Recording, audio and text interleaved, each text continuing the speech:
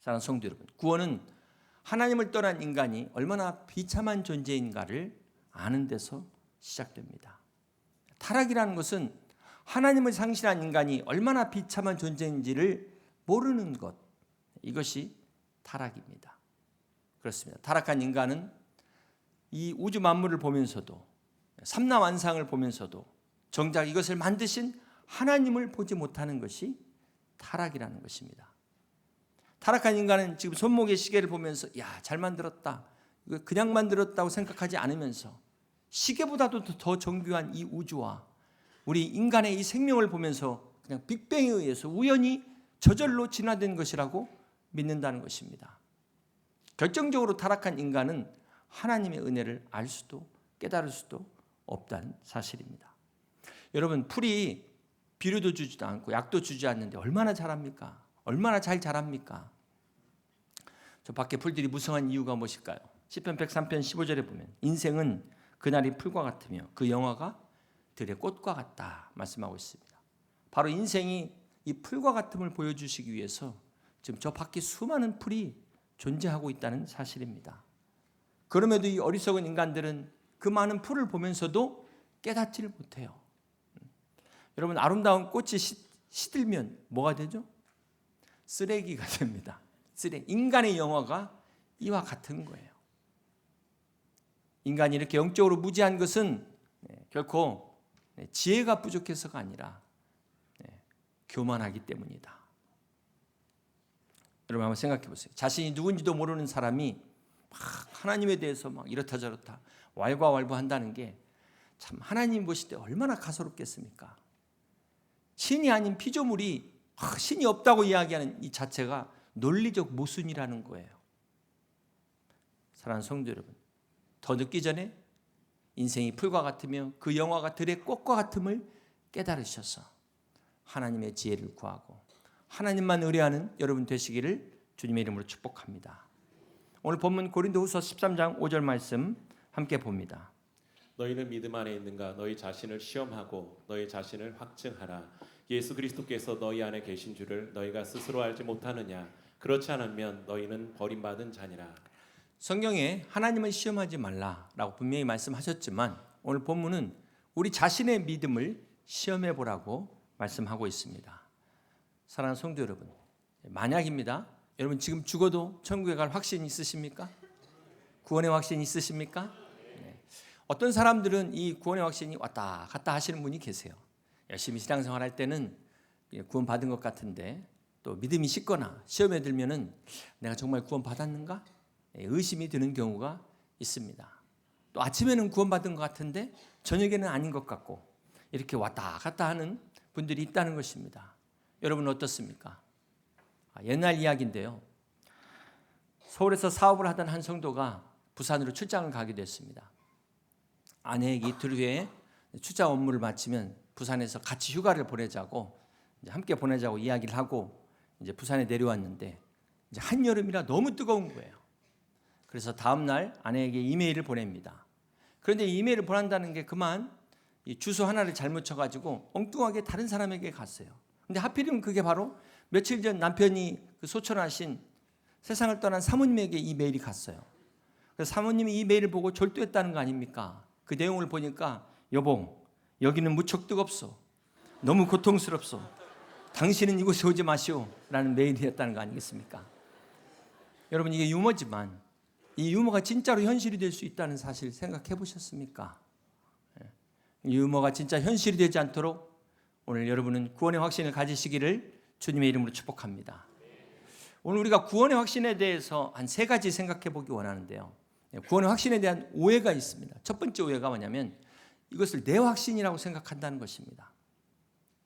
공자에게 게로라는 한 제자가 찾아와서 스승님, 죽음이 무엇입니까? 이렇게 물었습니다. 이때 공자가 뭐라고 대답했냐면 부지생언지사 그랬어요. 사는 것도 알지 못하는데 죽음을 어찌 알겠느냐? 이거 맞는 말 아니겠습니까? 일반적으로 우리가 어떤 사람의 확신의 과정을 보게 되면 생각이 거듭되면 그것이 자기 의견이 됩니다. 그리고 그 의견이 반복되다 보면 그것이 믿음이 되게 되고 이 반복된 믿음은 확신을 가져오게 됩니다. 그런데 우리가 분명히 알아야 될 것은 그렇다고 확신이 진리냐? 확신은 진리가 아니라는 것입니다. 진리는 물론 확신을 동반하지만 그렇다고 확신이 진리는 아니라는 거예요. 하나님의 존재를 불신하는 사람들도 안 믿는 믿음으로 사는 그 나름대로의 확신이 있습니다. 간혹 어떤 사람들은 신이 없다는 것은 과학으로 생각하고 신을 인정하는 것은 종교로 생각하는 분들이 계시는데요. 여러분, 신이 있다 없다의 문제는 증명이 안 되는 문제입니다. 그러므로 창조냐 진화냐라는 문제는 진화 역시 믿음의 문제라는 것을 아셔야 돼요. 결코 과학의 문제가 아닙니다. 이 또한 하나의 가설이라는 것입니다. 그래서 결론적으로 확신이라고 다 똑같은 확신이 아니다. 잘못된 확신도 있다는 것입니다. 오늘 여러분의 확신이 그 어떤 확신이든 구원의 확신이라 할지라도 그것이 하나님이 주시는 확신인지 내 확신인지 아니 착각인지 분별하시기 바랍니다. 어떤 분들 중에는 나는 이제 구원의 확신이 있으니까 내 마음대로 살아도 나는 구원받을 수 있어. 여러분 어떻게 생각하세요? 이거야말로 정말 자기 확신이다. 진짜 구원의 확신을 가진 사람은 절대로 이거 내 인생이라고 이제 얘기할 수가 없습니다. 절대로 내 마음대로 살 수가 없어요. 구원의 확신을 마치 면죄부로 착각하는 사람들은 잘못된 확신을 가지고 있다. 구원의 확신은 결코 내 확신이 아니라는 사실을 기억하시길 바랍니다. 두 번째, 우리가 구원의 확신에 대한 어떤 오해가 있을까요? 이제 구원의 확신이 있으니까 끝! 구원의 확신은 끝이 아니라 시작이라는 겁니다.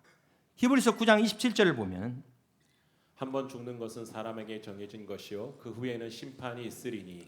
자, 우리가 죽은 뒤에 심판이 있다는 것은 무슨 말일까요? 우리 인생의 목표가 죽음으로 끝나지 않는다. 우리 인생의 목표는 죽음 너머의 세계에 있다. 다시 말해 이 땅에 있지 않다. 그럼 마라톤 경주에서 42.195를 달리면서 한 구간에서 우승했다고 해서 이 사람이 우승자가 될 수 있습니까? 마지막 골인 지점에서 1등하는 사람이 우승자입니다. 그러므로 구원은 마지막에 결정되는 것입니다. 자, 그런데 이 구원의 확신을 마지막으로 착각하는 사람들이 있다는 거예요. 여러분, 구원의 출발은 인간 스스로 죄를 해결할 수 없다는 것을 깨닫는 데서 시작됩니다. 그리고 이 구원의 확신은 예수님이 나의 죄를 사해 주셨다는 것을 믿는 데서 시작되는 것입니다. 그러므로 구원의 확신은 끝이 아니라 시작이라는 거예요. 요한복음 5장 24절에 보면 내가 진실로 너희에게 이르노니 내 말을 듣고 또 나 보내신 이를 믿는 자는 영생을 얻었고, 과거적 사건이 되어버렸어요. 구원의 확신은 우리가 예수 그리스도를 믿음으로 의롭다 칭하는 이 칭의적 사건인데 이것이 과거적 사건이 되었다는 것입니다. 그렇기 때문에 이제 구원의 확신은 어떻게 나타나줘야 돼요? 현재의 성화의 삶으로 증거되어야 되는 것이 진정한 구원의 확신이라는 것입니다. 그리고 이것이 나아가 미래 영화의 단계로 나아가 구원의 완성을 이루는 것이 진정한 구원이라는 거예요. 그래서 구원은 이미와 아직 사이에 존재하는 것입니다. 이미, 칭의의 이미는 과거적 사건이지만 영화의 미래는 아직 오지 않은 그 사이에 존재하는 성화는 현재. 그래서 구원의 과거와 현재와 미래가 되는 것입니다.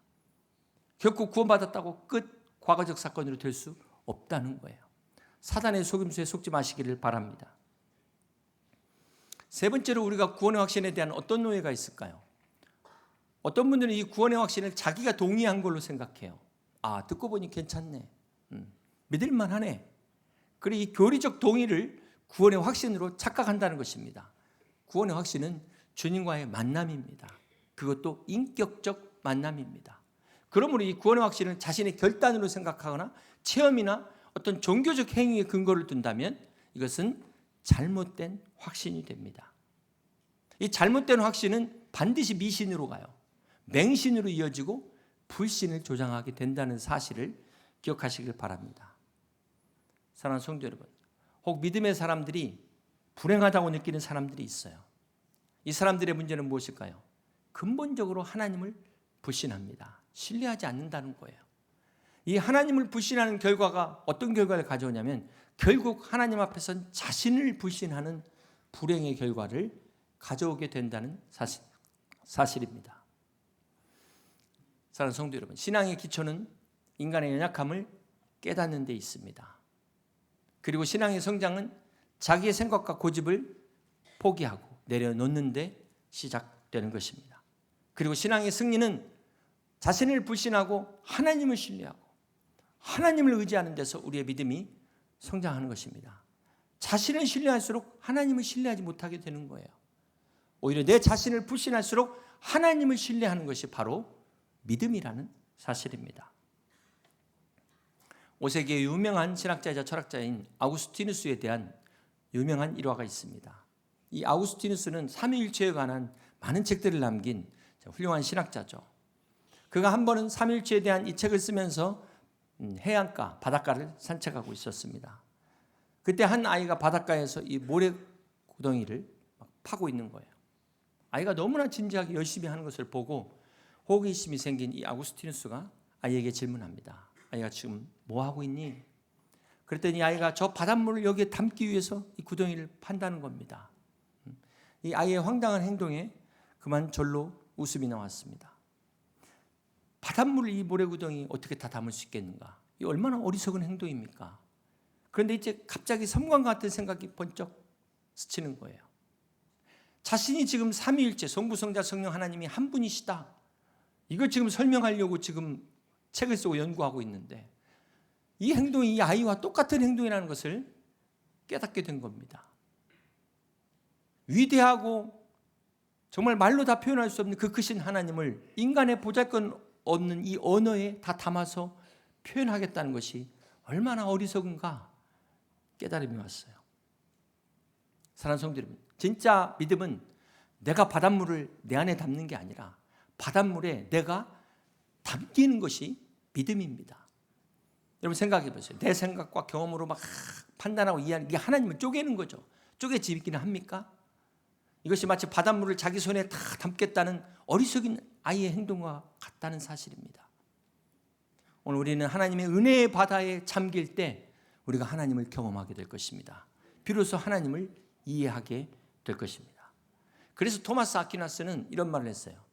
믿지 않으면 설명이 불가능하고 믿으면 설명이 필요 없다.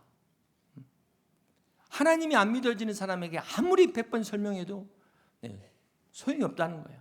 그런데 하나님이 믿어지는 사람에게는 굳이 설명할 필요가 없다는 겁니다. 그렇게 보면 더 이상 설교할 필요가 없는 거예요.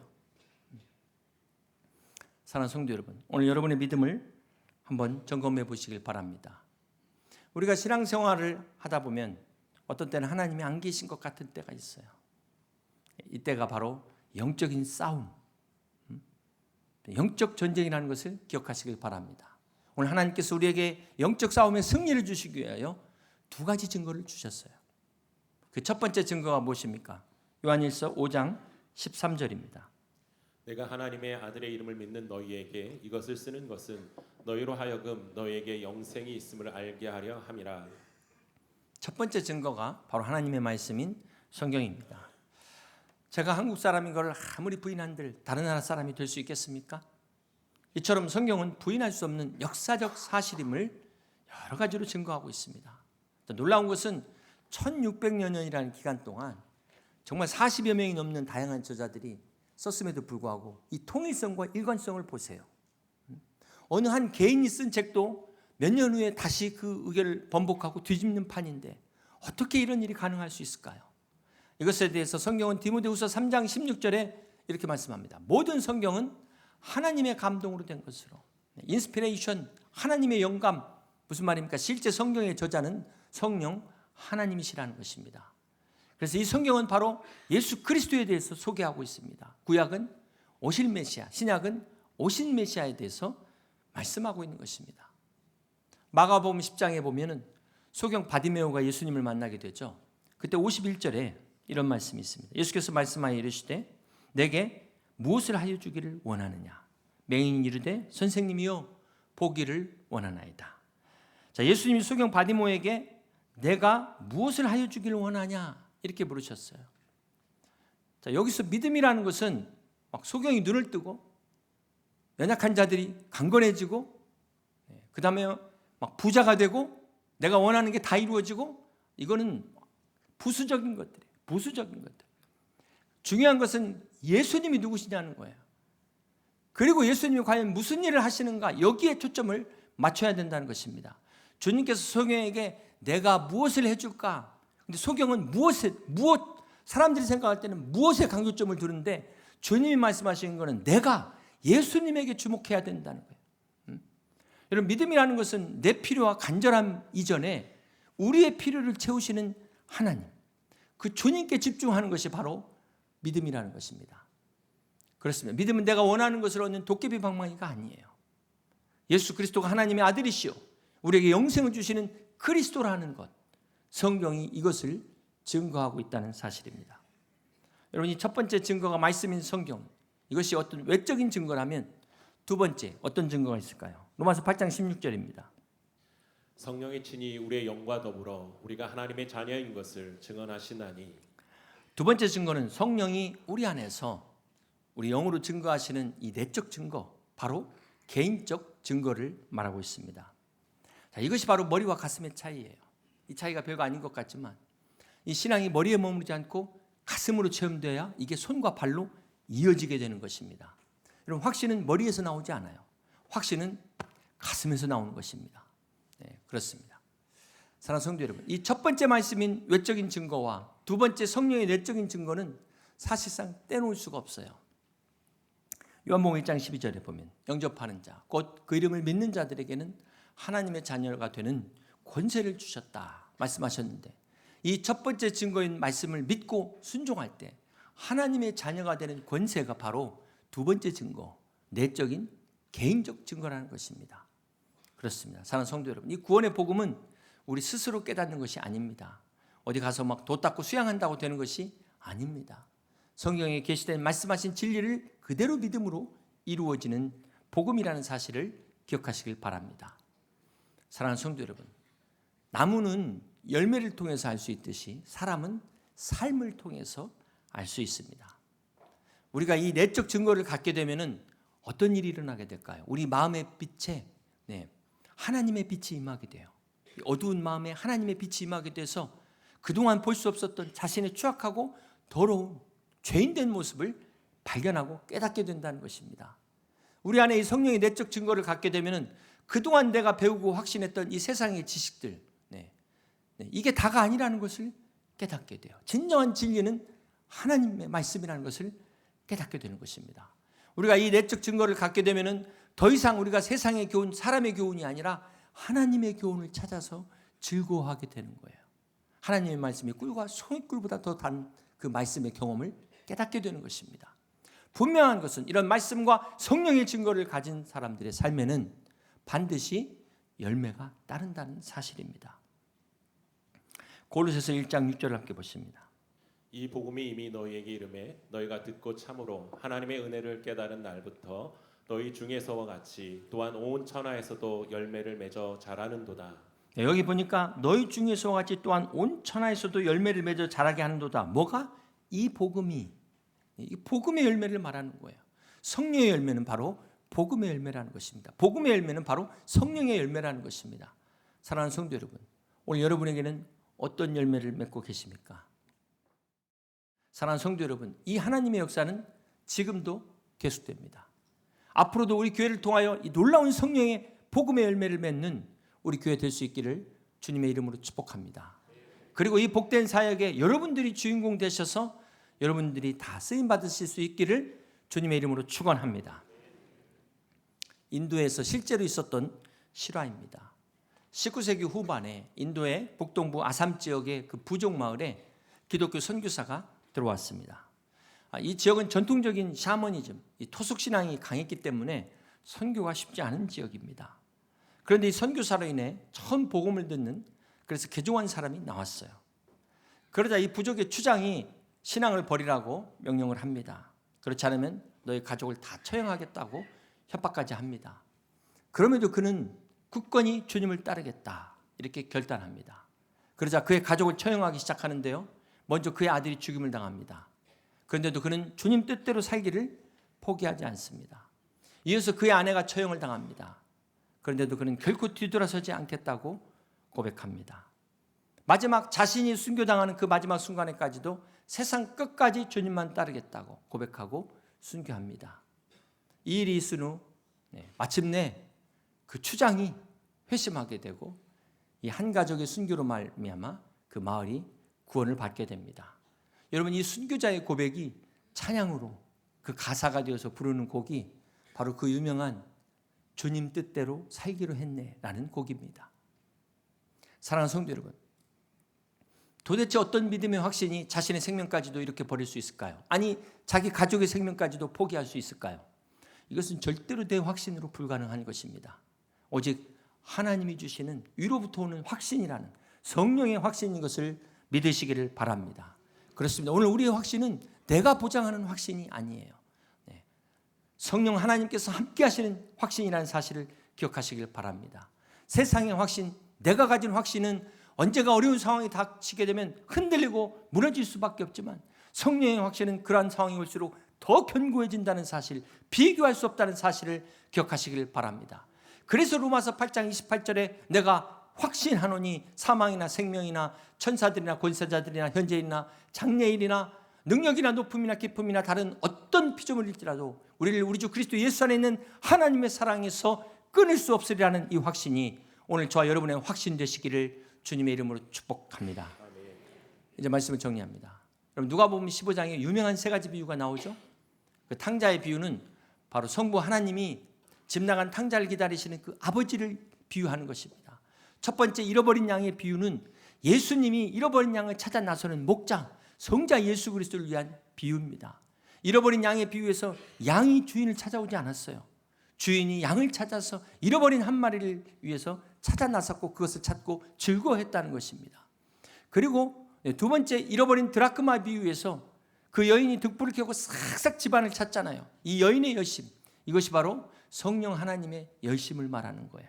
이것은 잃어버린 쪽에서의 열심이 아니라 찾는 쪽에서 성령 하나님의 열심을 강조하고 있는 것입니다. 무슨 말입니까? 누군가가 하나님 앞에 회개했다면 그것은 그 사람의 열심이 아니라는 거예요. 그 사람의 믿음이 아니라는 것입니다. 오늘 여러분이 회개했다면 바로 여러분을 사랑하시는 그 하나님의 열심 때문에 오늘 우리가 이 자리에 있는 줄 믿으시기를 바랍니다. 이걸 깨달으면 우리가 자랑할 게 없어요. 내세울 것이 없습니다. 여러분, 타락한 인간은 자기가 타락한지조차 몰라요. 내가 타락하고 있다는 조차도 모르고 지옥으로 달려가고 있어요. 그러므로 회개할 능력이 없는 것입니다. 그런 우리를 사랑하셔서 하나님께서 우리를 구원하셨습니다. 그래서 계시록 3장 20절에 볼지어다 내가 문 밖에 서서 두드리노니 누구든지 내 음성을 듣고 문을 열면 내가 그에게로 들어가 그와 더불어 먹고 그는 나와 더불어 먹으리라 말씀하셨습니다. 사랑하는 성도 여러분, 이 시간 주님께서 여러분의 마음을 두드리고 계십니다. 여러분의 마음의 문을 열고 주님 앞으로 나오시기를 바랍니다. 요한복음 1장 12절에 우리 주님께서 영접하는 자, 곧 그 이름을 믿는 자들에게는 하나님의 자녀가 되는 권세를 주셨다고 말씀하셨습니다. 오늘 이 말씀을 믿고 예수님을 내 개인의 구주로 영접하겠습니다. 순종하는 분들에게 하나님의 자녀가 되는 권세가 임하는 것을 믿으시기를 바랍니다. 이 시간 이 성경의 증거가 여러분의 증거가 되시길 주님의 이름으로 축복합니다. 이 성령의 확신이 여러분의 확신이 되시기를 주님의 이름으로 축복합니다. 사랑하는 성도 여러분, 하나님의 말씀에 순종하고 결단한 여러분에게 약속하신 성령님께서 함께 하셔서 여러분이 하나님의 자녀임을 친히 증거하는 역사가 함께 하시기를 주님의 이름으로 축복합니다. 우리를 구원하신 하나님, 우리와 영원히 함께 하시는 그 주님께서 구원의 확신과 믿음의 확신을 주셔서 이 확신으로 끝까지 한 주간도 담대하게 승리하는 우리 여의도 침례교회 모든 성도들이 다 되시기를 주님의 이름으로 간절히 축원합니다.